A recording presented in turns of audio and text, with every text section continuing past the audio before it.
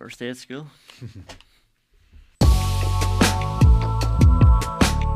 Welcome everybody, this is Indo Sport, loud and clear hopefully, on our very first day, our very first podcast. Thank you very much. A few first day nerves, email this morning from the editor-in-chief, people coming over, shaking hands, best of luck. So everybody's a bit nervous, a little bit self-conscious, rush. But we'll be okay. Just to say from the off that so many of you have already hit the follow button, even before we started, a big thank you. That was a warm and reassuring feeling as we kick off today. Not talking to nobody was always preferable, we felt, even on day one. So, big thank you. We'll do our damnedest to keep you coming back. I keep saying we. Who the hell are we? The Irish Independent, of course. We are the Indo Sport podcast team as well. There is, in no particular order, but he is sitting across from me, Conan Doherty. Conan, hello. Hello, Joe. I realise for the first week I've called you Conan and Conan at intervals. I haven't quite settled yet. I don't know if you have a preference. I don't know if anybody in my life has actually landed on which one it should be either. I think it's Conan because of where I'm from in the island. Okay, yeah. Derry. It probably should be Conan, but that's how we landed on it. Conan, not Conan the Barbarian. Don't really reflect the fatas too much up north. Conan, somebody described you behind your back actually on Friday as a Swiss Army knife. In a complimentary kind of a way. And knowing me now for 2 weeks, how do you feel about that? Do you think I was like, he's brilliant. So Conan, in no particular order, he's going to be part of the Indo Sport team. He'll be on air from time to time, I would think regularly-ish. He knows his sport inside out, and he is also charged with, no pressure, but transforming the video output of the entire publication. The podcast of the publication, yeah. That's spare time. So hence the Swiss Army knife. Short version would be GA Mad from Derry and has been known to host an Aston Villa podcast with his brother. That's the long version as well. That's pretty much it in a nutshell. Several of those things less depressing in recent years. Yeah. Well, a lot of those things were really good, maybe for about 3 months at the same time, but I think we've gone past the point. You may have peaked. Yeah. So Conan's here. Shane Brennan outside is very much of the Irish Independent family already, as were you. You were here when I walked in the door. Key cog in our production team, ideas, guests, clips, you name it, keeping the show on the road. That will be Shane. We have Paul Donegan there, our technical guru, making us sound fantastic, hopefully. And then Ronan Mullen will come on board as a producer. We worked together in a former life, so he's only going to be here next week. It's that kind of a deal. There is a slight startup quality to how we've all come together, albeit within this very established brand. So, one of the perks, I suppose, of the established brand is the sport department. You will hear two of them very shortly. Irish Independent journalists will feature regularly right across the podcast. So that's kind of the deal. I've been here 2 weeks. We've been kind of meeting every day. There's been some fun. There's been some blind panic, and that's kind of where we are. We just had to start, and so we're starting. Yeah. Well, somebody said to me earlier, behind your back, said, make sure you ask Joe why he joined. And I thought, how can I ask him that without sounding like I'm discouraging him from joining? Like in a what was he thinking way? Yeah. There's no great salacious, interesting answer to that, I've heard a lot of rumours myself, so I want you to clarify them now. So I suppose the deal was I was bobbing along pretty nicely and off the ball and had no great plans, wasn't looking as such, and got a phone call out of the blue. And so suddenly continuing to bob along was a decision in a way that it hadn't been, with its own ramifications. And lots of coffees with Dave Courtney here, the head of sport, and Cormac Burke, the editor-in-chief. And I suppose different factors, a dawning realisation at just how seriously Media House at large is, Media Huis at large is taking the world of podcasting. This is actually one of the benefits from being where I'm from, because it's the one time I pronounce something correctly. It's Media House. Okay. Conan Media House, day one. Important. Who you're working with, who you're working for. Very important. But so conversations are, the level of commitment, I suppose, was an aspect. And then certainly what opened the door, the more practical aspect of ours, So we have my wife and I have a 20-month-old daughter, and she is in the process of getting used to creche at the moment. We were just talking about that before coming on air. It's a bumpy road. And my wife's going back to work. And so there was an aspect with Off the Ball whereby I have always worked Sundays and had done since 2010. And that has its drawbacks. Saturday nights out and Sunday dinners and family time. And it's one of those kind of days. But I was happy to do it for a period. But again, now it just feels almost more valuable. And then I was doing the maths on Monday, Tuesday, Wednesday into Thursday.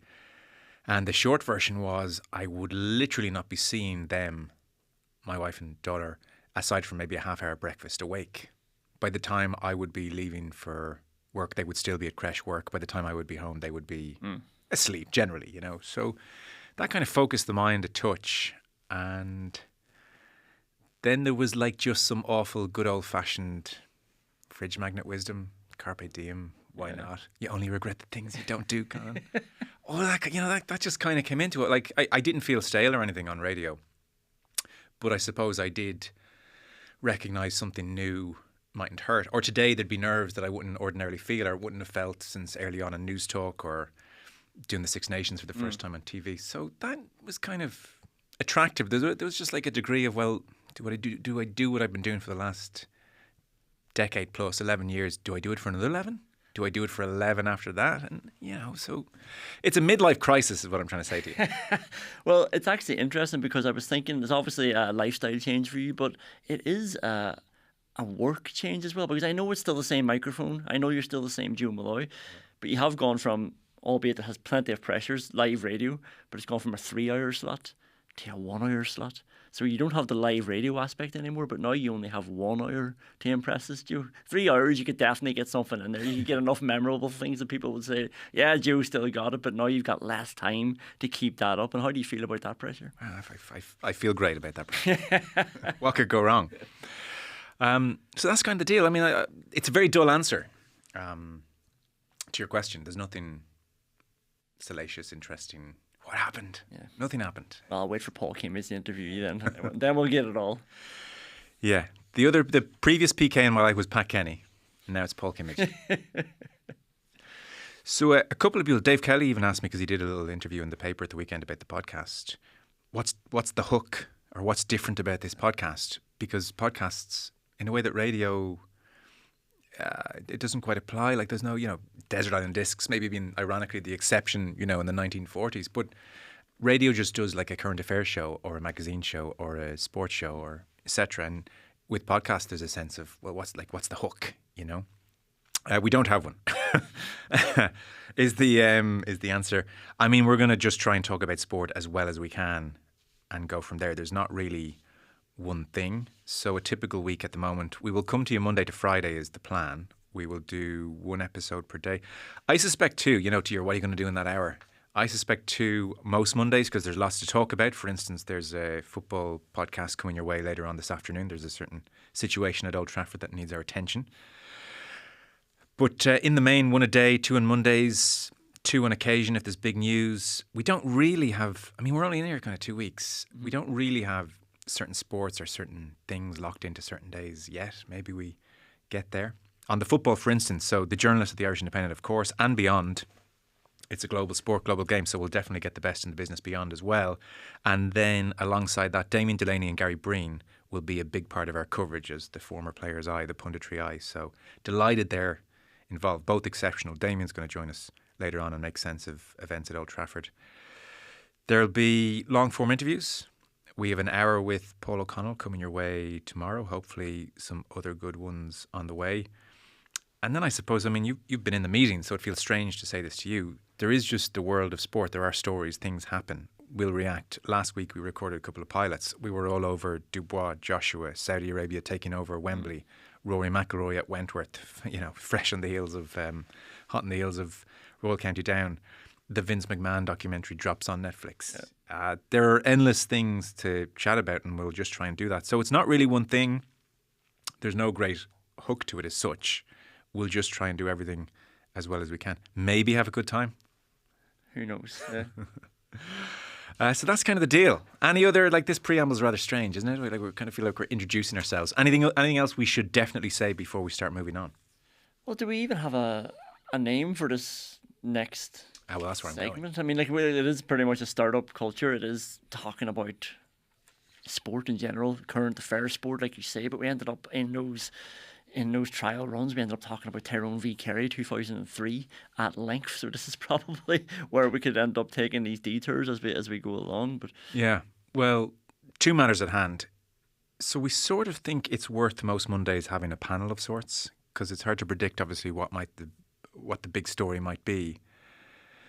And so Irish Independent journalists will be a big part of it. Today there'll be two of them in to talk about the weekend, and I think it'll work. So I suspect we'll do that in a lot of Mondays. Just a couple of people around the table talking about the weekend sports. A couple of brilliant people will be the point. One of the things we need to sort out is what to call this thing. So the only rule is we're not calling it the Monday panel. For the last 2 weeks, we've referred to the Monday panel. Who's on the Monday panel? What we do on the Monday panel? It just can't be called the Monday panel. Ideas, by all means, are welcome. We have an email address, which we intend to read every day and use every day. So by all means, do get in touch. The email address is indosportpodcast@independent.ie. To get the ball rolling on what the hell to call this panel that we're about to kick off in a moment, I asked Shane on Friday to wander around the office and to ask people generally, say for instance, it was a Monday sports podcast and they were having a panel, what would you call it? And right here, written down, printed out, I haven't seen this. You're going to get instant, immediate reaction. There may be a winner in here. There may be no need for the emails. I'm told you are one of the people he asked. Oh yeah, 80% of people said Monday panel. They liked that name, thought it was strong, workshopped it. Yeah. Okay, here we go. Let's see what we got. Suggested names for Monday meetup. The Monday post-mortem. Well, that sounds depressing. So I'm not going to tell you which one's mine, but if you react like that to my one, I will be quite upset. The Monday post-mortem. I mean, it was miserable enough already. No, I think that's an out. The Monday dive, the Monday meet, the running order, the Monday club, the match-up, the Monday mix-down, the check-down. Okay, we're going to need help. You don't like any of them? There's not one that's sticking out to you? There's not even a contender there. What were you? Running order. Running order. Yeah. Basically, you just copied and pasted how we talk about it in the office to air. Genuinely staggered that the Monday panel is still our best option after that effort. Did you write anything down there? No. You must be leaning towards something. Are you? Like, you're not going to contribute to this. You're just going to wait to hear the right one. Always be a critic. Yeah. Just sit here like you got all the answers. It's genuinely hard to think of names for these things. So that's why I was like, well, we just can't call it the Monday panel. I don't know, even know if we need so many Mondays in it. A lot of Mondays in those suggestions. A lot of Mondays in that. I think I went for something different. Help us out. We'll figure out a name at some stage. Indo Sport Podcast at independent.ie. Get in touch about that or anything else, really. We'll be reading the emails. Conan, that's our first little conversation as part of this new venture done. So the last couple of weeks have been fun. Best of luck. We're going to do this. It's good to have you along for the ride. It's great to have you on board, Joe. Okay, here we go. Very happy to say in studio we have Mr. Rory O'Connor and Mr. Conor McKeown, both, funny enough, of the Irish Independent. Hello, fellas. Joe, how's it going? Very welcome. Listen, don't tank us on our first podcast. It's all on you. It's good to see you brought the sunshine with you to the Irish Independent. Beautiful day. Beautiful. There's nothing like Talbot Street in a day like today. Any suggestions, by the way, for what we call this thing? This little Monday ensemble? No, that's very helpful. Thanks. That's great. Is that the creativity I can expect around here? Wow. Have you? No. We had some suggestions from people outside. Shane, I asked him to do it. He very helpfully did it. He stopped people and said, if you were doing a little Monday get together, what would you call it? Yeah. There's no expectation Monday has to be in the name. So we had the Dive, the Monday Postmortem. That felt grim. Too many syllables as well. Monday Death, you know. Monday Postmortem. The Running Order was Conan's suggestion. Not going to hold it against him. You think it's not bad? Okay, yeah. Okay. Apologies, Conan. The Monday Club, the Match-Up, the Monday Mix Down. In the pub. Yeah. The Match-Up, the Monday Mix Down, the Check Down. I think we need to go back to the drawing board a little bit. Conor McKeown brought more ideas there. Monday Club? I don't mind Monday Club. No, I don't know if Monday needs to be in it. Yeah. It's difficult. It's very hard to think of a name. There is. A lot of them are taken. We're late to the market. We did put out a call out to our listeners to email in Indo Sport Podcast at independent.ie. So we'll already outsourcing our ideas. Pretty much. Well, look, they've had a glimpse of what I'm working with here. So what's going on this weekend? We have, in no particular order, unforeseeable I think is not too strong a word, win for Ireland over New Zealand in the WXV1 in Canada this morning. Extraordinary, really. Sinead Kassan stayed up to watch this, which in hindsight was a good decision. In advance, I thought was a really bad decision. Yeah. But Ireland have somehow beaten New Zealand 29 points to 27, the world champions. They scored 5 tries. Dan O'Brien there with a kick to win as well at the death, or late on. So we'll talk about that. We'll chat to Rory about the rugby weekend at large. Embarrassing was how Donegal O'Callaghan summed up Munster's loss in Parma. South Africa underlined their status as scary good as well. They won the rugby championship. And Johnny Sexton's new book, Extracts, yesterday. Might touch on them. There has been some talk as well of Kyle Hayes' nomination for Hurler of the Year. That has been under the spotlight, so curious to chat to the lads about all of that. The sheer awfulness of Manchester United just can't be ignored. Beaten 3-0 at Old Trafford. First half of total and utter Spurs domination. Second half, there was a brief 10 minutes of Manchester United giving it a bit of a go, but wasn't much better. And there are a lot of questions. It feels, Conor, like Eric Ten Hag has reached that familiar staging post in the end for Manchester United manager that we've become so familiar with. Yeah, you don't hear the word disgusting evoked too often in sports analysis. So you have to really care about the thing you're analysing to bring in the word disgusting to the performance. Well, Neville started so, like, the first 10 minutes Neville was already at a high pitch of, like, this is terrible. So where was he going to go? Like, it just kept getting worse and worse, and he had to, like, he'd already described them as several different things by the time Fernandez was sent off. So he just had to keep escalating and escalating, and he finished with disgusting, which, like, it's a football match. I know it matters a lot to people and it matters a lot to Gary Neville, but was it actually disgusting? Is disgusting? I think that's too strong a term for what, like, it was a terrible performance, but disgusting suggests something malign or something malevolent, I think. I was looking at a lot of the informed analysis reaction stuff today, and a huge amount of it sort of suggests, or not just suggests, insists that there was a lack of application on the part of the Manchester United players. But I think sometimes when you think that, what's actually happening is a team goes out on the pitch and the thing that they're supposed to do clearly is not working, that the opposition are just passing around them. And it's almost like, well, there's nothing that we can do within the constraints of our game plan to actually make it look. So it's not that, I don't think they didn't run, the old Roy Keane one of just kick somebody. Like, they couldn't get close to them. And the problem with the Ten Hag thing now is, like, they've played 3 home games this year and they've lost 2 of them 3-0. And I was just looking at his numbers so far. So from 83 Premier League games as Man United manager, he's won 43 and lost 26. Now, Mikel Arteta, who at the moment is flying very high in his role, after 100 games, he'd won 53 and lost 31. So Ten Hag is trending to a similar kind of a record after the same period of time. But I think the difference is that when Arsenal started to make ground under Arteta, they never really took any big step backwards. And for some reason with United, they seem endlessly capable of one of these shocking performances. The disgusting definitely is getting at the feeling of a lack of application. I take your point that they're so outplayed, and it happened against Liverpool as well. The ball has just been fizzed around them. I mean, Spurs, by comparison, had a kind of wizardry the way they were putting moves together. I think there's a stunned to the spot aspect if you're watching the ball fizzing all around you. But then, by the same token, you still do have Rashford 3 minutes in throwing in his, like, now guaranteed I'm not bothered moment when Van de Ven intercepts the ball, which becomes a lightning rod. And there still are a whole bunch of tackles which are just a bit wishy-washy and really bad touches. And so I also think with Neville, and he said it a few times, what was looming large in his thinking were the comments of Eriksen after the FC20 match, where Christian Eriksen came out and said they wanted it more than us. And Neville was sort of saying, well, on Thursday, yeah, I noted it, but now on the back of this performance, I'm reading more into that. I'm thinking this is Eriksen. He's played hundreds of games of football. I can't think of another interesting interview he's ever given. And in so much as he can possibly do, he's coming out to let everybody know this is a mess behind the scenes. They want it more than us. And there was no reaction to that type of an interview. He had a good go at Ireland a couple of years ago, Eriksen, didn't he? He kind of drive-by at Ireland's tactics after one of those endless Ireland-Denmark games.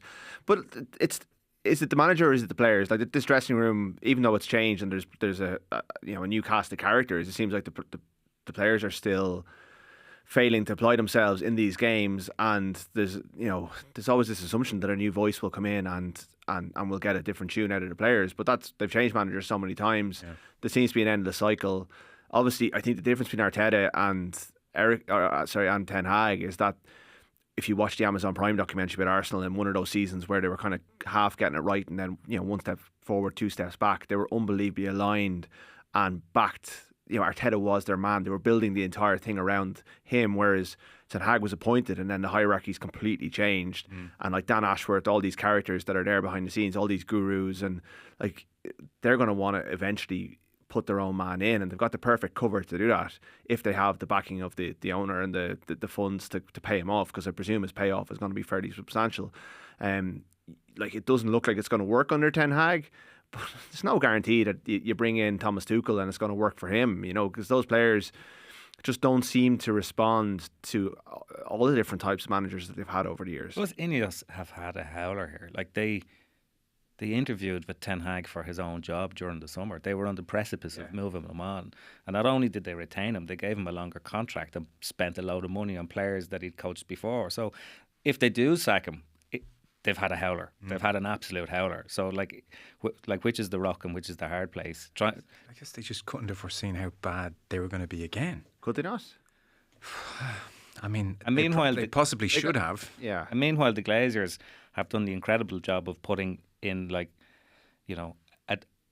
double glazing between themselves and the Fury. Like there's not a hint of the Glazers anymore. No. Like you want to have a go with the players, the manager, fine, and then you can have a go at Ineos. So they're sitting somewhere pretty counting all their money. It is. There is something just so odd about the whole situation, given the array of managers come through, the money that they spent, that so many of their problems are just perennial, the same problems. So no patterns on the ball. I mean, aside from Van Gaal passing everybody to death or to sleep, which was kind of his aim.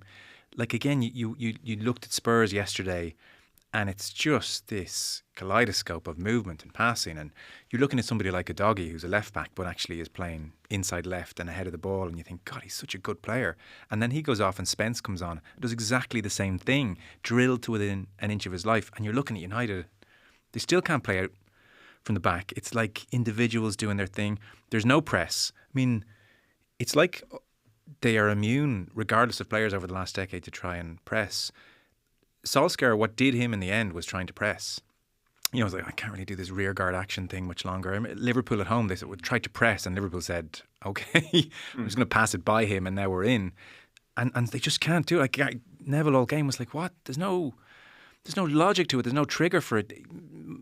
You spot one fairly quickly where like their left centre half gets the ball and the press starts because they think he's no good on the ball. This is just a mishmash of people looking around.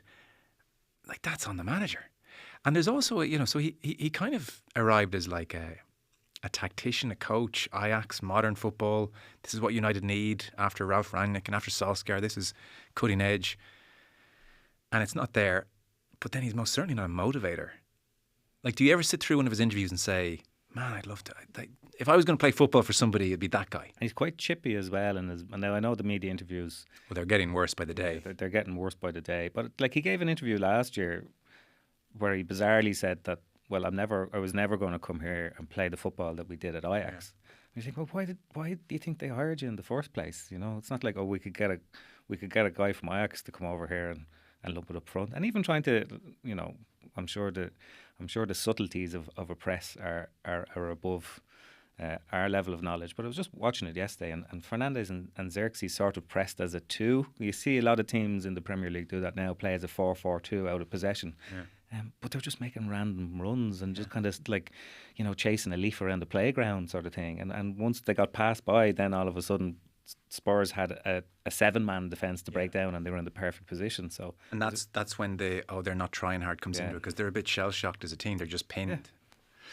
So I don't know. I wouldn't even think Manchester United fans at large are terribly excited about the prospect now of, okay, we have to get rid of him, we have to bring someone else in, we have to pretend that that's going to work and get excited, and it's not really going to work. And also now there's this great undoing of Ten Hag signings. There's the ordeal of, well, we have to get rid of Anthony, we have to get rid of him, and that takes, Ten Hag's had 5 transfer windows and spent a lot of money, so again, you're back to square one. This is going to be a long process. The only hope is that you look at what Emery has done at Aston Villa. To a point, you look at what Postecoglou's done at Spurs.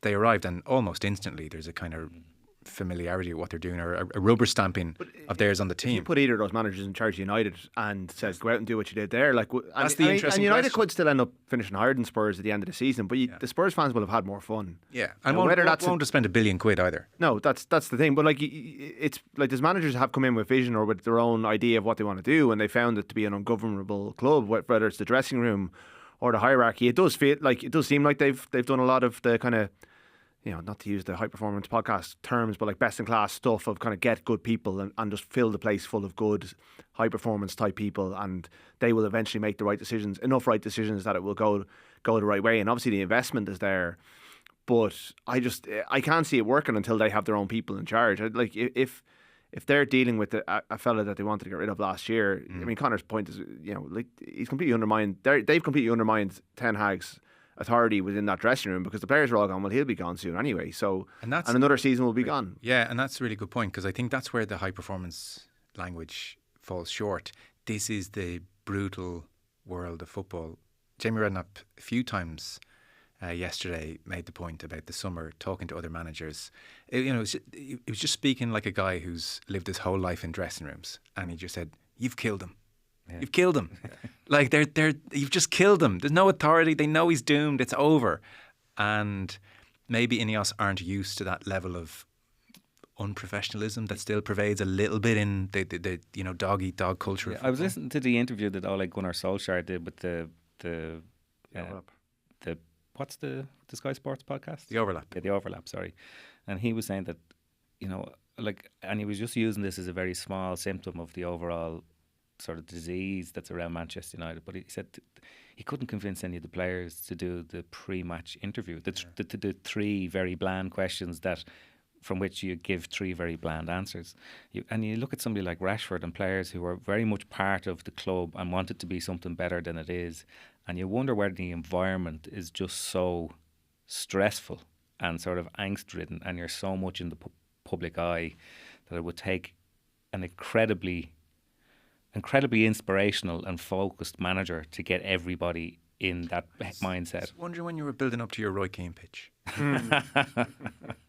Rashford. Can you imagine Roy Keane with those players? Like, we don't have to really. We know what he has to say about them, but like, I think you'd need a HR presence at all times. Rashford is an interesting case. So, you think of the stress, you think of the vitriol that he's on the end of. Even if it's just for pure practical PR reasons, make like a faux attempt to run back after Van der Ven. Mm. He's a very unusual footballer, isn't he? Like, he's very strange situation. Yeah, it's an unusual career, and it's hard to marry like the player that emerged, and obviously the profile that he got from his representations to government and all that sort of stuff. And since then, it seems to have fallen off a cliff. And I don't like to link the two, because I like to think that players can have another life and have an influence and be a force for good, but. He seems to be a lightning rod as well, and he knows it. And like, these players all have phones. They all, I'm sure, look at them when they go exit the dressing room on a Saturday or a Sunday, and that probably definitely won't help them. Like it must be quite a difficult. Sorry, it's not a difficult place to work, because you're playing for Man United, and it's it's the dream job in some ways. But I think it can get on top of you quite quickly, and you can see that. That you can see that. But yeah, you're right. That should inspire them to work harder. That should be the non-negotiable, really. But it's doesn't seem to be. And then if your captain's Fernandes, does that just not set the tone across the board? Yeah, that's where it's so worrying. Is that I've literally a few days earlier had the 20 result. Had Ericsson come out and say they wanted it more, and on 2 minutes 20 seconds, you're Rashford. You take that touch, Van der Ven reads it, and you just do that. Well, I'm just going to keep trotting this way. There's no possible way I could even though you're not going to catch Van der Ven. I mean, nobody is at that stage. But it's just the message. It's just what you're saying to your teammates, to the crowd, to everybody. And you can tell as well, and particularly I was watching the game with somebody yesterday, and within 10 minutes he'd kind of picked it out that he said, look at Fernandes' body language. For a captain, he's doing an awful lot of gesticulation and throwing his hands up. And there's obviously a certain amount of frustration that you are going to express as a captain, but it just looks terrible. Yeah. And you're basically saying, why am I surrounded by gobshites? That's basically what like his expression is saying. And then he goes and gets himself sent off because it was basically a poor attempt at a foul. I suppose when things just start crumbling down around you, they come down very, very quickly. Well, they're coming down right now. We're into the untenable performances stage, I think, of the Ten Hag reign. Damien Delaney is going to join us later on. So, fellas, another story which caught attention this week was the nomination of Kyle Hayes for Hurler of the Year. It's a 3-man shortlist. He is there alongside the heavy favourite Shane O'Donnell and Dara Fitzgibbon. The specifics of this, there's, I think, 12 journalists picked the shortlist, and you weren't one of them, were you? No? Have you been in the past? No. How do you feel about that? Count snubbed. 3-man shortlist picked by these 12 journalists, and then the inter-county players at large vote accordingly. And Kyle Hayes was picked. I just saw like the Sunday World compiled a few tweets yesterday, and you know, obviously they were the more negative variety. There were things like GAA read the bloody room. Kyle Hayes, are you serious? Kyle Hayes, seriously? I suggest the GAA go away and think about this. The short version on Hayes, I'm sure generally you're all au fait with it, but earlier this year found guilty of violent disorder, so his victim was left with a broken eye socket. Details from the case were not great. There was the awkward moment for John Kiley in the courtroom where he went to bat for Hayes and he said Hayes had taken responsibility for his actions, to which the prosecuting barrister's eyes lit up and he swiftly said he's pleading not guilty. And that was a difficult square for John to try and circle. So It was awkward to say the very least. 2-year suspended sentence, and what followed, I suppose, of late, less serious, but not nothing either. Conviction for dangerous driving, 155 kilometres in a 100k zone in July. He won't drive again for 2 years. It was kind of a situation where there were 2 lanes into one, and he overtook 9 cars. Felt he was running out of road, put the foot down, but that was certainly deemed dangerous. It should be noted in all this, and you know, we are contributing as well, that Judge Roberts in that driving case did say that even just that week he had seen far more serious, significant cases in the courtroom which merited media coverage, and there was none. And this is the downside to a public profile, and it's where Kyle Hayes finds himself. I dare say when he saw the nomination list, a part of him would have thought, Leave it off. Jeez, leave me alone. Was he absolute shoo-in, had to be on that 3-man show? No, he wasn't. I think like Shane O'Donnell will be Hurler of the Year for many reasons. Partly, like primarily because he deserves it, and secondly because it becomes a bit of a popularity contest, and Shane O'Donnell may well be the most popular hurler there has ever been. So, but after that, there was probably 5 or 6 people who you could make cases for, and it just depended on the things that you think are worthy of nomination. Hayes was definitely up there, and I think like I'm glad that he was nominated for Hurler of the Year, just to kind of like, I'm not sure that GAA players or high profile sports people or even high profile people necessarily have that responsibility to be role model. I think the role model is the big thing here. Like when the All-Star scheme came in the late 60s, players who were red carded in any game of the championship were then exempt. You could have scored 20 points in every match, but if you were sent off in one of them, you wouldn't get an All-Star. Now, they did away with that rule for very obvious reasons, because it's quite stupid. And I think even though the parameters of this case are more complex, it's the same basic principle. You know, I mean, what Kyle Hayes did on the pitch, if it's deemed worthy by those 12 wise men to be nominated for Hurler of the Year, I'm not sure that what he did off the pitch should have anything to do with it. And does one's actions off the pitch ever come into it? Is there ever a line you would draw? There probably is, and I don't want to even get into the specifics of it, because you'd have to take it on a sort of rational case-by-case basis. I would, like, you know, because you're like, I think it would be great if all high-profile sports people were fantastic role models with high social conscience and everything else. But you know, it'd be great if all our politicians and all our journalists and all our actors and everything else who's in the public eye had the same thing. And just because Kyle Hayes or anybody else is a high-profile sports person, I mean, they're still prone to the same human fallibility as anybody else. Yeah, it was up to Limerick. The decision was John Kiley's at the start of the year. Was like, is this guy, and it's probably their sponsors, you know, is his behaviour what we want representing our jersey? And that was when the decision, once they backed him to play, then he was eligible, and if he played well That's a very tough conversation for those 12 journalists. I don't know. I've never asked. I haven't asked. I don't know who's on it, but like, did it come into the? I'd love to know if it was in the discussion room when they were sitting around. Did anyone say, "Hang on a second, should we pull this?" Or did they say, "No, he played well, and he deserves to be there"?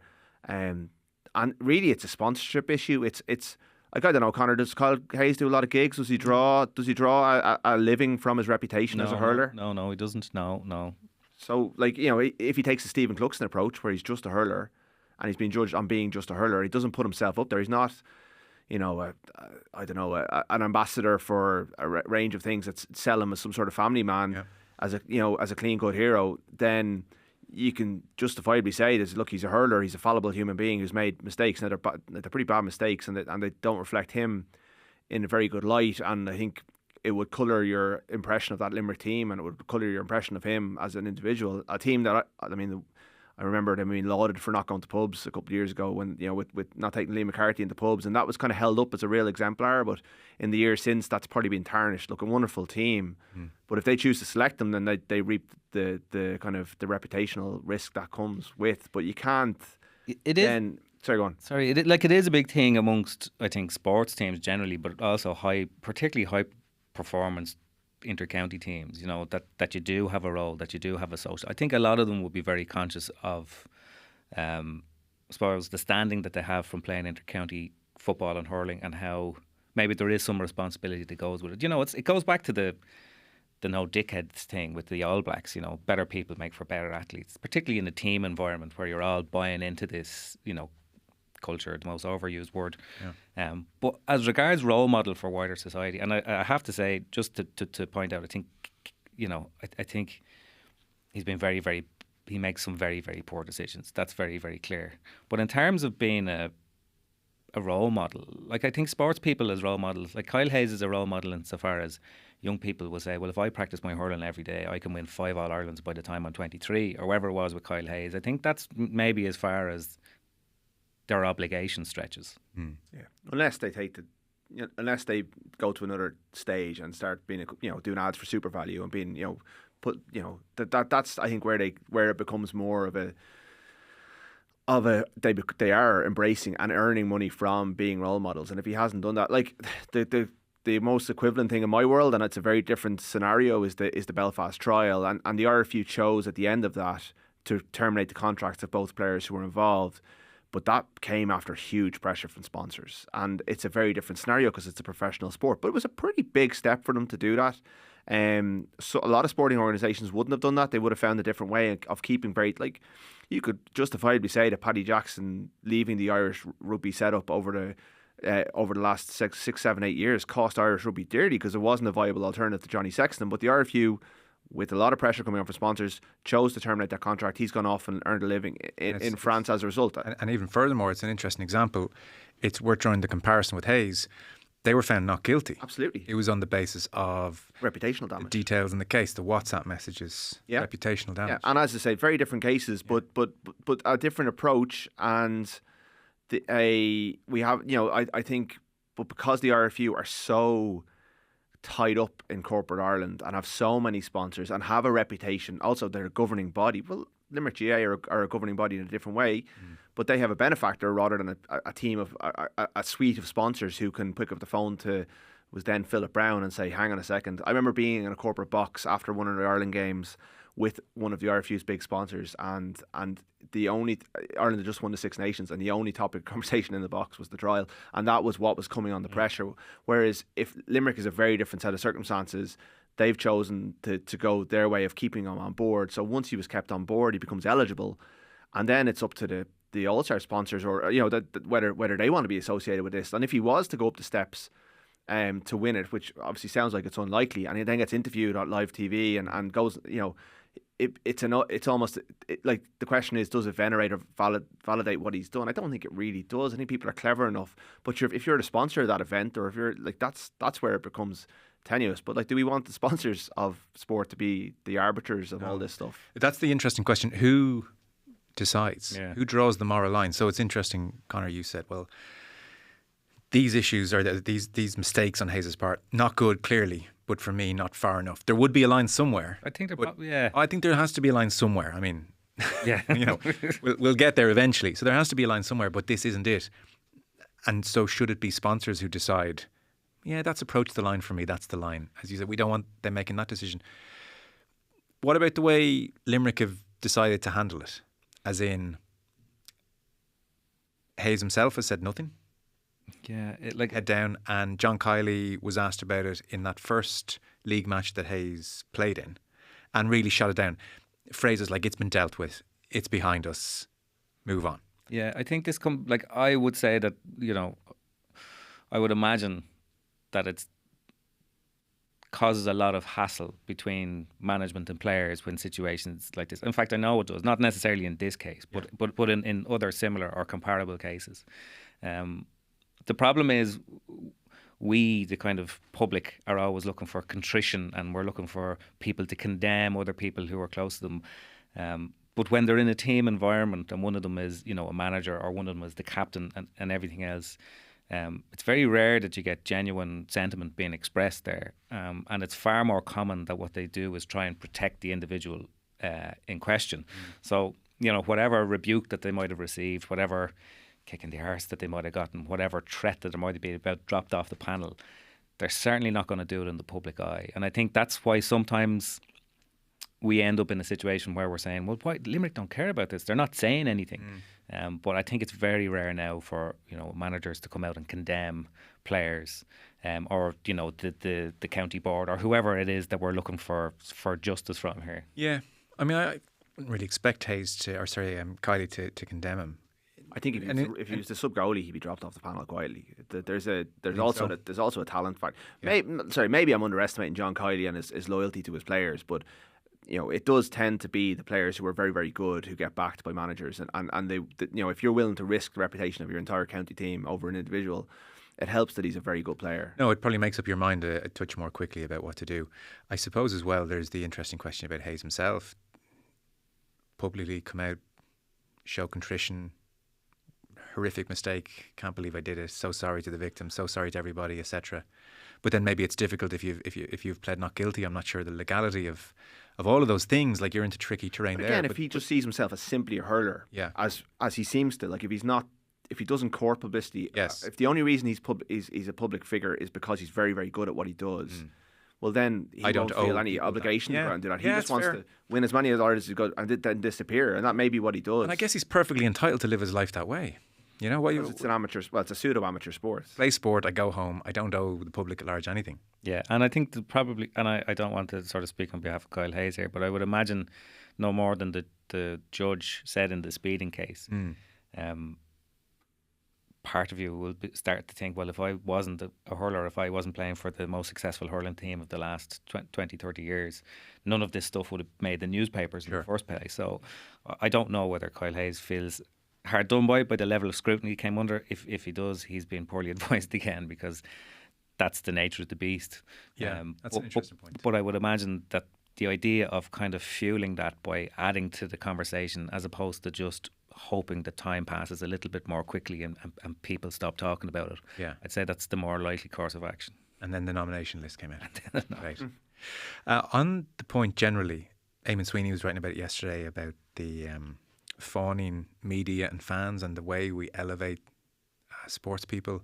It is one of the great failings of humanity that we do it, isn't it? I mean, we wouldn't be here producing a podcast if we didn't admire sports people and what they do. Not admire, but all our listeners. That's what they spend their weekend doing. Like, I'm with you. I suppose I'm talking about the environment whereby athlete, any sport, any location is asked about Middle East, does not want to answer the question at all, mumbles something about, well, it's not great killing people, and we will present this as player X speaks sense on Middle East, weighs in on Gaza wonderfully.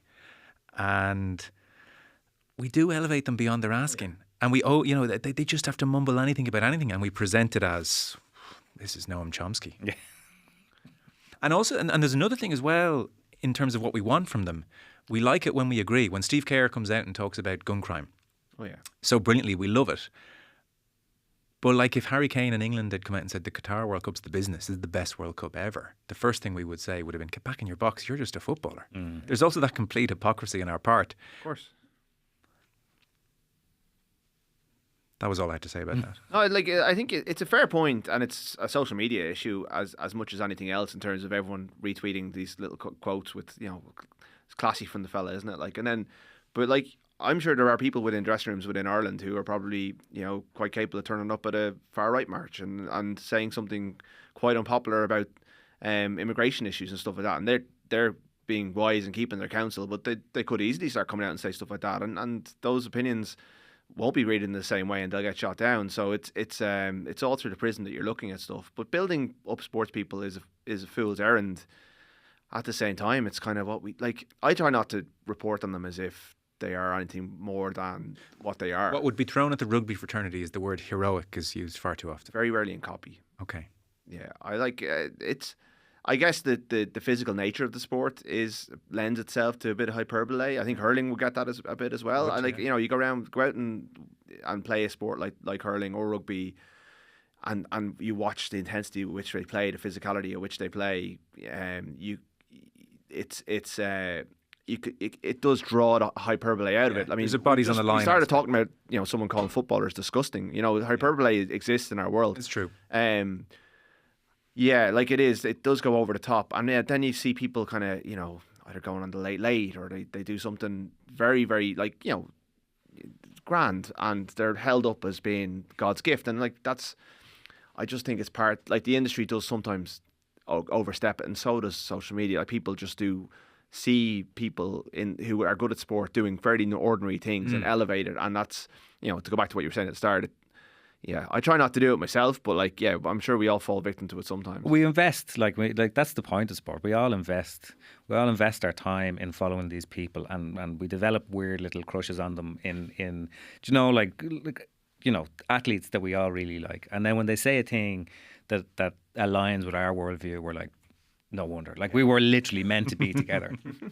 And there is a touch of that. And the whole sport debate now, there's so much chat about morals, and there's so much chat about people taking stances against this and the infection, and that people didn't talk about this 30 years ago. I'm sure if you listen to a version of Indo Sport, whatever it was 30 years ago, it was very much along the lines of who's going to win and why are they going to win and why didn't they win, and because of the space that sport occupies now, it's as much a political field as it is some sort of moral minefield. To what extent do you think sports people are role models for adults? Are your role models sports people? I don't really. No, not at all. But I'm 41, Joe. It's kind of. That's what I mean. We tried it out. Kids admire them. Kids look up to them. That's definitely a thing. Kids don't know what's going on. I mean, no. the only role model kids clocked something was gone awry with was the Toyman, as we know. Well, before an Oireachtas committee. I mean, that's the only time the kids have been rattled. Well, it's also the kind of scenario where these things are held up as the Toyman is a classic example of did any kids actually No, is a politician making up an anecdote? Will any kid actually go out and do something bad because Kyle Hayes did something bad? Is that actually going to happen? Does anyone think that what Kyle Hayes did is okay because he plays well for Limerick? Probably not. It really is a corporate thing. It's because the way we think of the children nonsense is just such nonsense. It will have no bearing whatsoever. Well, if you look at somebody like Michael Darren McCauley, for instance, right, he is literally doing great stuff. Yes. You know what I mean, in terms of social inclusion and Dublin inner city, and now he's working with people and that's legitimately wonderful and impressive. Well, what I would say about that is, and this comes back to my theory about we all have crushes, is I would guarantee you that his rating as a hero is higher in Dublin than it is in the counties that Dublin used to beat when he was playing, because we'll always look for reasons to dislike the people from the teams or the athletes that we don't follow. That's how petty we are as human beings. So Ireland have beaten the world champions in the WXV1 in Canada this morning. WXV1 as in top tier, first tier. They were in WXV3 last year. This was expected to be a fairly miserable, difficult campaign, and they've beaten New Zealand, world champions, in the opener. Sinead Kassan was supposed to be on the panel today with us, and then we heard she was staying up to watch this match, and we said, God, don't come into it. Don't worry about it. You don't need to rush into us to talk about New Zealand beating Ireland by 40. We'll get you later in the week. So we'll talk to her later in the week. The short version here, Rory, and you can put some meat in the bone, is that Ireland have hit rock bottom in recent years when it comes to women's rugby. In 2023, they were bottom of the Six Nations, 0 points, never looked like scoring a try. it was a disaster. And all the others around them were turning professional. Wales in particular turned professional, and they suddenly had this great leap. And you've Irish players retiring. You had Nicola Friday, the captain at the time, basically in tears after every match. I remember on Virgin Media one evening with Fiona Hayes and Sene Nwopu and Jenny Murphy, and the three of them were in tears after Ireland the wooden spoon. Like it was just, there was no way out of this. Scott Bemand has come in as coach. He had worked with England. There was kind of a sense, well, you know what, he's just the right coach to get a group up to a certain standard. He'll be really good at that. And in the Six Nations just gone, Ireland finished third, which was far better than we had anticipated. The worry ahead of this WXV1 was that what had happened to Wales would happen to us. So Wales this year, having been so good in 23, finished bottom this year. And that's because they went to WXV1 and everybody pummeled them and morale hit the floor. Yeah. And it was like, we just can't even raise ourselves. So the worry here was Ireland have somehow, a few quirky results in the Six Nations. The performances were better without being excellent. Ireland have somehow here qualified for the World Cup, which is great, by finishing third, and also got into WXV1, which may not be great. This could be really ugly. Yeah. And it was, you know, in that vein that we gave Sinead thumbs up to watch the match last night. And don't worry about coming into us for the Monday post-mortem. It doesn't work. No, definitely not. I watched a video a little bit earlier of, having not stayed up, I must confess, of the players in the dressing room singing Zombie. And it's a year since the World Cup. And I remember... John gave a look there. I know, yeah. Well, I've read his stuff. I remember being in the Stade de France last year, and they just won one of their WXV3 games. I don't know, was it the 109-0 win over Kazakhstan, or their big win over Colombia, or their like one score win over, I think they needed a late try from Niamh Jones to beat Spain in the final. And they were singing Zombie in an empty stadium in Dubai, having won the third tier tournament. And we were in the Stade de France about to go watch Ireland South Africa or Ireland Scotland, and Zombie became like, over there Zombie was amazing. I know it got loads of flack back here, but like over there in the stadium it felt incredible, and it just jarred so much to see the music being played at the end and no one there and off Broadway. And in the space of a year they have transformed themselves, and the RFU have transformed them by pumping money in, by backing them. The coaching ticket is really, really strong. Like Kevin Potts took over from Philip Brown as the CEO of the RFU a couple of years ago, and you know, made it his mission to fix this, because he knew this, like the one stick that you could beat the RFU with for years and years and years has been the women's team and the women's setup. And he has thrown, like, they've invested really, really heavily in it, but that wouldn't be worth anything if the players were no good. And now we're starting to see that the players, now that the 15s and the 7s have come together, because the Olympics is over, and suddenly we've got Amy Lee Murphy-Crowe on the wing, and Erin King scored 2 tries today. She was over in Paris at the Olympics, and if Bevian Parson hadn't done her ankle over there, or was it her Achilles, she'd be there as well. There's, you know, we're now getting the potential of Irish rugby pulling together a bit more, because all the players are available to the coach to pick. Stacey Flood started fullback, made an unbelievable jackal turnover early in the game when they were under a bit of pressure from New Zealand. So you're harnessing the potential of the game rather than splitting it in 2 different directions for the time being, probably until the World Cup. That's the way it'll go. And you've given them good coaching. They've got belief back, because I know I can hear the pain in your voice, Joe, of that year covering that Six Nations. Like, it was so grim and so soul destroying, and you know, players walking away as a result of how soul destroying it was. And now suddenly, like, Niamh Jones scored a try today. Like, Niamh Jones was on the pitch for all of those defeats. Yeah. Like, Cleena Maloney was exiled. She comes on and does really well today. You know, she watched that. You know, she was part of the World Cup in Ireland, and she's been through the mill. So for those players to finally have a team that they can believe in, a bit of confidence and belief, a moment now that they can hang, like the Six Nations was good, but this is a real moment they can hang it on. To the point where I asked this with love and respect, was this a weakened New Zealand side? They rotated a little bit, but I wouldn't take that away from Ireland. It's a fairly quick fire tournament. You're going to have to manage your squad. Ireland, I'm sure when New Zealand looked at it, Ireland were the weak link in the group, so they went, right, we'll change our front row, for example, and we'll make a couple of tweaks. But like, there was players like Ruby Tui was on the wing. These are the world champions. They're not the best team in the world, New Zealand. England are the best team in the world. New Zealand managed to beat them in the last World Cup final, but I think England were the best team at that tournament. A little like what Johnny Sexton said in his book about Ireland are the best team in the world, even though South Africa won the World Cup. So, but they're still very, very strong, New Zealand, and they would expect to beat Ireland. So it is a proper upset. It's a proper result, and they've kind of whatever they do now from here on in at WXV1, hopefully they get another result because they've beaten the strongest team in their pool. Yeah. They can go home having made a bit of progress and justify their place at the top table with just less than a year to go to a World Cup. Yeah, it's an incredible turnaround. We'll try and speak to somebody from the team this week. We'll certainly speak to Sinead and get her thoughts on things. You mentioned Johnny Sexton. Yeah. Book season is coming. There are high hopes for Sexton's book. Nobody is safe. Because his diary in 2013 after the Lions gave far more than a current player should have given. And now, obviously, it's open season. Yeah. So there were extracts yesterday in the Sunday Times. There's obviously the Raj stuff, which would have made headlines. I think people are generally It wasn't what I was drawn to. on top of that. Yeah, same. So, I mean, the Raj thing in a nutshell was around that time when they were vying for the number 10 jersey, there was a game where Sexton wasn't kicking well, which seemed to happen around that period quite a bit. And he was about to be substituted and had a kick just before he was about to go off. And he was just angry at the situation. And so kicked it with a bit of anger and a bit of authority. And then Dave Alred said, that's how you should kick, with a bit of anger, let's use it. And so forevermore, or certainly for a long time, he imagined O'Gara's face and kicked it right between his eyes. Which is pretty funny. Roger loved that. Yeah, game would respect game there, I think. I have to say I'm struck reading the excerpts, the three, that the common theme running through the three of them is just how chippy Johnny Sexton is. And clearly it's what made him the kind of, the orchestrator, the guy completely in power, in his position for so long. Yeah. But you can see why. You could see why he was incredibly unpopular with opposition players as well.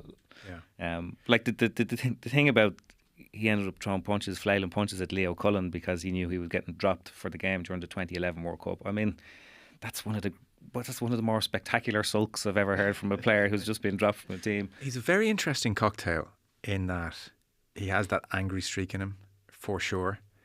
And yet, unlike, I imagine, a Roy Keane, unlike those types who also have that chippiness in them, he then really cares what people think. Doesn't sit well with him afterwards. So that strikes me as a really difficult sphere to exist in, whereby you can't help yourself. You throw a punch at Leo Cullen who you're unbelievably close to. You give out to everybody.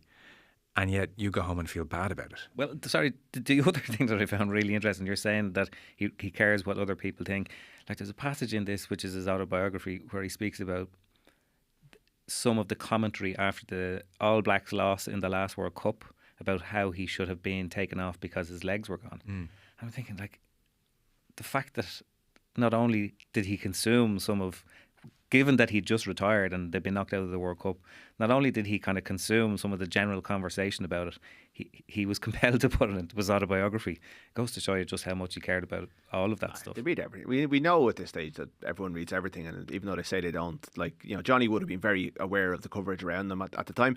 I did think that quote almost undid itself because he said his legs went in that 30s whatever phase at the end, and I mean, is that not the point? Is that, the issue that we've talked about for years and years of Ireland kind of, marrying themselves to a guy who's going to be 38 at the next World Cup was going to come back to bite them. That maybe maybe he would have had another 2 weeks at the World Cup had they brought Jack Crowley on. We'll never know. And it's have to say I've kind of wrestled with it ever since because I wasn't really looking for it at the time. And then afterwards you look back and you go, God, maybe. But like they did trust Crowley to come on in the pool game against South Africa, and he closed that one out. So should they have just trusted the kid to come on? The kid is a bit strong, but he was 23, and do it. But yeah, I thought he kind of undermined his own argument there. I thought the Lions stuff was very I was probably more drawn to the 2017 Lions store because I was there. Right here. I thought it was really so. I think this book's going to be really good. I'm doing the book launch with him at the Board Gosh, actually. So I've been reading more of it, and the childhood stuff is fantastic. Yeah. Now I signed an NDA. I don't even know if I can say that much. I presume you can. You're allowed to say something's good. It's positive, yeah. Yeah. But the New Zealand stuff and the extracts, it just tallies with the general tone of the book so far is very open and lots of interesting nuggets thrown in, So, for instance, he says of 17, and he's fresh off 4 years previously winning the test in 2013 in Australia and having nothing but positive things to say about the Lions and Gatland. So, week one, he thinks Gatland got the preparation all wrong. Sean O'Brien had said this at the time. Now, nobody had backed him up, but Sexton does here, and he said they trained way too hard. It was unlike Gatland. What I liked about him was that he had a good sense of what players needed. I liked the way he talked, like the buttons he pressed. I wouldn't rate him as highly as Joe Schmidt or Faz as a technical coach, but those two were amongst the best ever. As a manager selector, I thought Gats was quality. So he kind of couches it in nice terms, but thinks he messed up the first test. And then the third test, my biggest regret, we had some mandatory bonding, he puts in quotes, for a couple of days down in Queenstown. This was a bad idea. It reduced our chances of making history. The bonding idea took root just because the 09 Lions went on the piss for their final week in South Africa and then ended up winning the final test. Big deal. That series was already over. The Springboks picked their second string side for the last test. I was fine with having a few beers that night of the second test, recover Sunday, meetings Monday, train Tuesday, off Wednesday, light run Thursday and so on. Instead, we ended up training Wednesday, Thursday, Friday because we did virtually nothing except, in quotes again, bond at the start of the week. We were supposed to be preparing for a shot at history. It was crazy, unprofessional. And then he adds, I blame the senior players as well for not taking control of the situation, making sure we prepped properly. I include myself in that. We had enough experience in the group to speak up. I wish I'd said something. So I thought that was great. And then he touches on the omission from the 2021 COVID Lions test in 2021, again Gatland there. And to the chippiness point, so Gregor Townsend is part of the staff, Scottish coach. When I saw the squad, it felt like Gats had been guided by someone else. 8 Scots in the squad? Based on what? 4th in the Six Nations? So he says, I never heard from Gats. He wasn't obliged to call me, of course. I didn't expect a call. Being picked for the Lions is an honour, privilege, not something you should ever think you're guaranteed. But I still get the occasional urge to call him and find out off the record exactly what was said in the selection meeting. You'd probably think I'd be, yeah, even just for the content. Yeah, absolutely. I mean, what a chapter that'd be. An extra chapter to back you. And don't say off the record. Alan Shipnock style. You'd probably think I'd be over it by now. It kills me to this day. His official line was that he didn't think I'd last the rigours of a series against the Springboks. I've heard a rumour that the Lions had been told I was too much of an insurance risk and that there was a danger that they'd be liable for an expensive payout if I got another head injury over there. He'd had a few concussions that year. Whatever. I didn't pay any attention to the rumours. I wasn't selected. End of story. And then he talks about Finn Russell getting injured in the tour, and he's at a cricket match at Lord's, and word comes through Marcus Smith is getting picked, and he says, 2 more beers, please, barman. And he concludes by saying, you know, people say you're lucky, terrible tour, empty stadium, you know, nonsense, is what he says. I'd have given anything to be there. So again, like, there's nothing there that's whoa, but it's just full of great stuff. Johnny's like, he's so authentic. Like, there's that word that, you know, that's become very kind of, I don't know, fashionable in the last couple of years. Like, he's coming out, the book's coming out on the 10th of the 10th, I think, to get the kind of the number 10 zeitgeist, same day as Boris Johnson, I believe, which is also a number 10. And there's going to be a lot more truth, I'd imagine, in what Johnny's putting out there. And like, some of the stuff that he's put in there doesn't reflect terribly brilliant on himself, but he's being searingly honest, I think, about it. I was there in 17, and there was a lot of mandatory bonding going on with the journalists as well, because we had no press conferences to go to. They just disappeared. We all went to Queenstown with them, because that was part of the itinerary, and the All Blacks went to Auckland, the final game was in Eden Park. I presume the All Blacks didn't go on the lash. No, they went and they prepared for a test match, and like the Lions were blessed to draw that series. Roman Poit made an absolutely terrible blunder in the last few minutes of the game, and the All Blacks were there for the taking.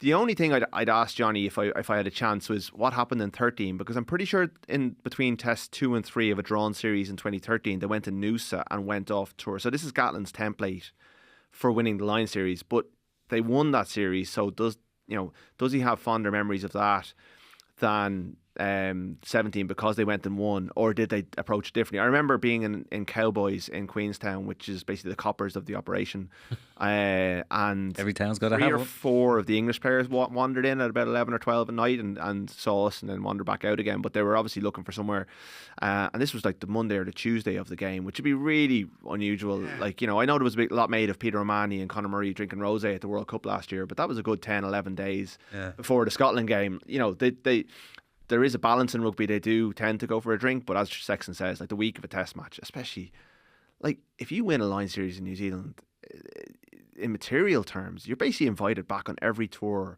as an ambassador. Like, the money that Johnny and that team would have made out of winning that series, and Johnny's, I don't think, motivated by that so much, but like the prestige, the money, the ambassadorships that you get, it elevates you to another tier.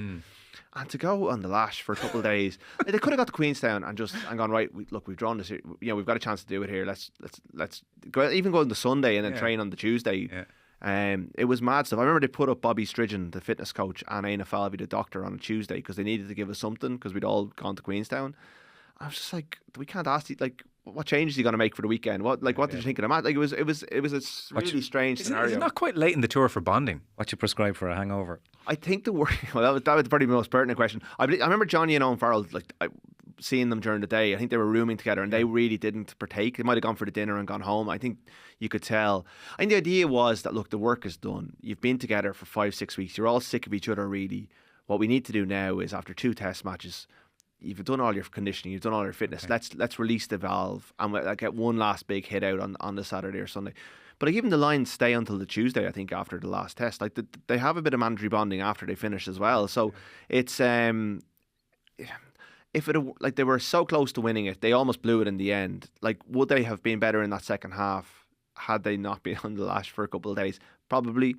But they drew a series in New Zealand despite this being hamstrung by this. I like the stuff about the first test is interesting as well. The overloading the training. That's probably more. That's probably more of a coaching failure in some ways. But that was prolongs Warren Gatland versus Ireland a little bit more, doesn't it? Even though he's mandatory bonding is an interesting concept, isn't it? Yes. Have fun now. Go. Yeah. Now, everybody, are you better friends than you were this time last night? It's what we did about 50 minutes ago or so. Yeah, no, it is strange. It'll be a name for the podcast. Yeah, mandatory bonding. Mandatory bonding. It's better than what we have so far. It is. There is a slight frustration as you read the book, and you get lots of just lovely little nuggets. Again, nothing that would like cause career to be redefined in any great way.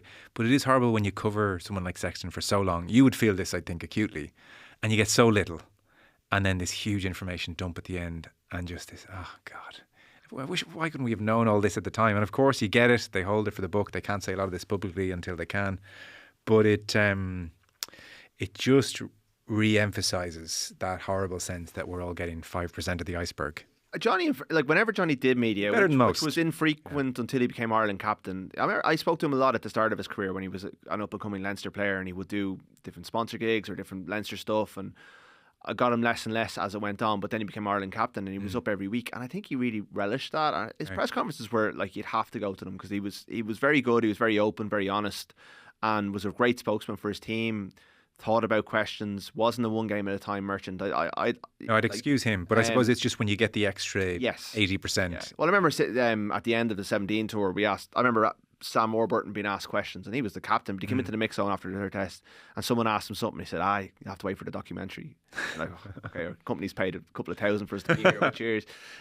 So yeah, like I suppose Johnny probably knew from a long way out that he was doing a book, and he didn't do a lot of, like, you would get him in press conferences. He did very few one-on-ones. Like, he wasn't someone to sit down for long form interviews. I'm really looking forward to Paul Kimmage just talking to him for Sunday Indo, and I think that'll be a nice little accompaniment to the book as well, because Paul will obviously have read the book and will go into his own style and his own directions, and it will challenge Johnny in certain ways as well. And like, he's left rugby completely. He has gone down a completely different path. There's every chance we might not hear that much from Johnny in this world again, because he's got a very good job and it's going well from what I believe. And I don't think there's any great desire for him to come back into it. So, Johnny may exit the stage. He doesn't want to do punditry, from what I understand.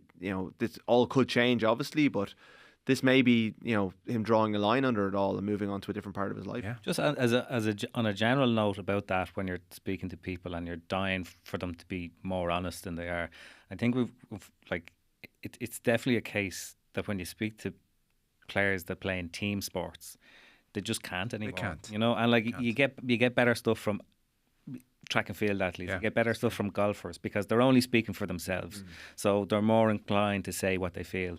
Whereas, it's such a buy-in now at an elite level that you have to adhere to nobody's going rogue, nobody's going to say anything whatsoever that could be conceived as having a detrimental effect on the team or drawing too much attention to it or whatever else. And whatever about an experienced player, if you're a young to youngish player, can you imagine the fear? Oh, petrified. imagine Then along comes pinned someone up like against Mark the Hansen dressing who room. doesn't give a damn and just is Yeah. really like just his own man, and like Well, you it's just love funny- it if rubbed off on a few other people, because I like hear it you. actually doesn't affect the team. It But doesn't affect his performance. It's interesting you say that, because actually he was interviewed in Life magazine yesterday by Pat McCarry, Yeah. and the line he said to Pat, I'm sure I didn't read the piece yet, but I just saw the quote. Pat had obviously asked him about that openness, and Matt Hansen's line on it was, unless you guys pretty soon stop blowing up everything we say, then we just can't say anything. Yeah, well, there is that too, but it's a chicken and egg situation too. You know, because people say so little, Depends. you have to I've make more of the little they say. I've seen your eyes light up.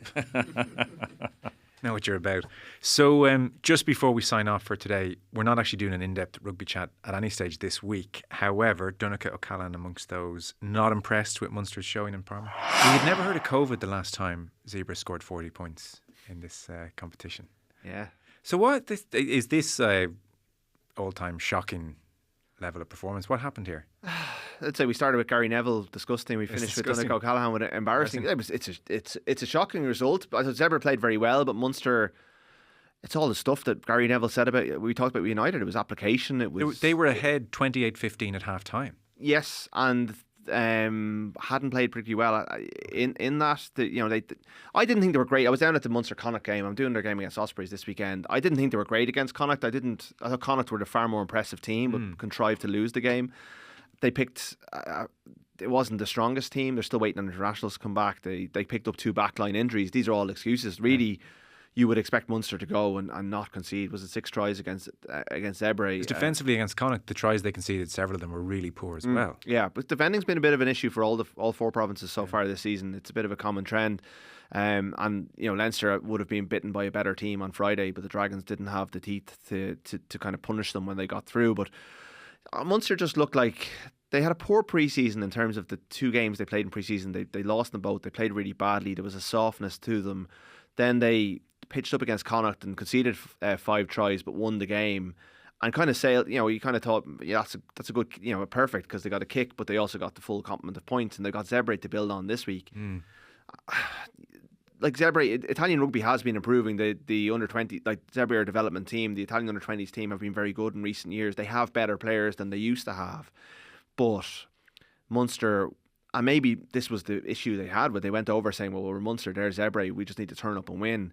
They played a little bit like that, and it came back to bite them in the backside, and they were really loose, really poor, and they have now got themselves back in a position where they're being called an embarrassment live on national television after 2 games of the URC season, and they now have they should beat the Ospreys. Although the Ospreys are decent next Saturday in Cork, but the following week they've got Leinster in Croke Park. 65,000 tickets already sold. All the internationals back for both teams. Like Munster do look like they could do it. Jack Crowley, Peter O'Mahony, would definitely. Tyke Byrne, the club captain, will elevate the standard when they come back. But Leinster have a lot more to come back, and it doesn't take long for Munster to end up in crisis territory. We know this over the years. They are one of the most talked about teams in Irish sport. So when they lose to Zebra on a run-of-the-mill Saturday when no one's watching, it was a fairly. If they won that one by 2 points, we wouldn't be talking about it. Suddenly, it's turned into a big story, and right, like for good reason. It's well below what we expect of them. They are the champions from 2 years ago, and it just puts them in a bit of a hole early on, and that's what they didn't need, because this is year 3 under round 3. They want to be consistent. They seem to just be they just vacillate from good to bad so quickly, and like what's happened in the last 2 years is they've had these moments and they've ended up in contention at the end of the year. So we shouldn't panic on them, but really, if they want to be taken seriously as a club, as a team, they need to cut this stuff out and be consistent across the season. Everyone's entitled to a bad day, but you should be good enough to beat Zebra on your bad days. Connacht were 20 points down at half-time at the Dexcom Stadium. There's a sinister sound to that, isn't there? Dexcom. Especially when there's not, like, when the TV cameras, I'm sure for good reasons, are on the side up where there is a crowd, so you're just looking at a building site, because they've levelled the Clan Terrace, so it looks a bit weird. They came back. They roared back to win 36-30 at the Dexcom. Yeah. Leinster at the Aviva final, thought on the rugby against the Dragons. 19,000 there at the Aviva. You were there. It was interesting. Your match report said only Leinster can win 6 tries to 0 and come away with question marks, which is the nature of their plight. What was it like, 19,000 at the Aviva? Wasn't bad when we first walked in and the upper tier is closed and the press box is in the upper tier. It just did feel like you were thrown back into COVID when we were at games in the empty stadium. But the lower bowl did fill up and they made good noise. And yeah, look, it's not the biggest occasion that's going to be there this season. And you know, the Dragons at home is not a great game to kick off your Aviva stint. But 19,000 is not bad, actually. 19,000 is a great crowd, isn't it? For Dragons at home, for a non-entity of a Friday night. Yeah, like a game that everyone knows they're going to win, with a team that's, you know, minus most of the internationals. It was, you know, like they did a good job of it. They put on Leinster put on a bit of a show. It's a little bit razzmatazz for my liking. It's a bit organised fun, but like it gets the crowd on their feet and they got involved with it. These games are a bit strange because everyone knows what's going to happen, but Leinster have a lot of flaws at the moment, and the Dragons were able to expose the flaws without punishing them. Their defence was poor. They dropped a lot of ball. Ross Byrne missed 4 kicks out of 6. They need to step it up in the next 2 weeks before the Munster game as well, but they've got 10 points out of 10, so they're in a strong position and they have the personnel to do it. Like, you know, Caelan Doris, one of many players, will come back into the team in the next 2 weeks. So I think they'll be fine in the next couple of weeks, and then we'll get into Europe and La Rochelle away, and we'll slowly build towards the time of the year, every year, where we judge Leinster in 2 or 3 games. Well, I mean, much like Rory McIlroy, we could pause this conversation for several months. I think we found the name of our panel, perhaps. Organised fun. Perfect. It's not bad. Yeah. Time for organised fun. That might be it. Anyone wants to beat it, they can email in. Stayed here long enough. So we got to go. Rory O'Connor, Conor McKeown. Rory O'Connor, Conor McKeown. Yes, sorry. They don't roll into each other very nicely. I know we're new colleagues. Rory O'Connor, Conor McKeown. Thank you for the organised fun. Thank you.